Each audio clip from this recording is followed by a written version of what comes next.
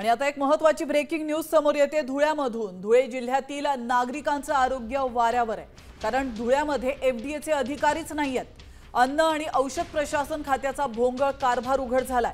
दूध भेसळीच्या चौकशीसाठी जळगावचे अधिकारी आलेत आणि त्यामुळे आता धुळ्यामध्ये एफडीएचे अधिकारी नसल्याचं समोर आलंय। याविषयी अधिक माहिती देण्यासाठी आपले प्रतिनिधी भूषण अहिरे आपल्यासोबत जोडले गेले। भूषण, अतिशय धक्कादायक माहिती समोर आली आहे। खरं तर साम टीव्हीने या बातमीचा पाठपुरावा केला होता, ही बातमी लावून धरली होती आणि त्यानंतर महत्त्वाची बाब समोर आली आहे की धुळ्यामध्ये एफडीएचे अधिकारीच नाहीयेत। काय अधिक माहिती? नक्कीच प्राची, जर बघितलं तर दिवाळीचा सीझन आहे आणि अशा परिस्थितीमध्ये मोठ्या प्रमाणात भेसळयुक्त पदार्थांच्या कारवाया या समोर येत असतात। अशीच कारवाई धुळ्यात देखील समोर आलेली। धुळ्याच्या शिरपूरमध्ये दुधात भेसळ झाल्याचा हा प्रकार सर्व उघडकीस आलेला आहे आणि चक्क या दरम्यान धुळ्यामध्ये एफडीएचे कुठलेही अधिकारी या ठिकाणी नसल्याचे उघडकीस आलेले आहे। गेल्या कित्येक दिवसांपासून कित्येक महिन्यांपासून या ठिकाणी हे पद रिक्त आहेत। आणि नक्कीच भूषण, धन्यवाद तुम्ही दिलेल्या महत्त्वपूर्ण माहितीबद्दल।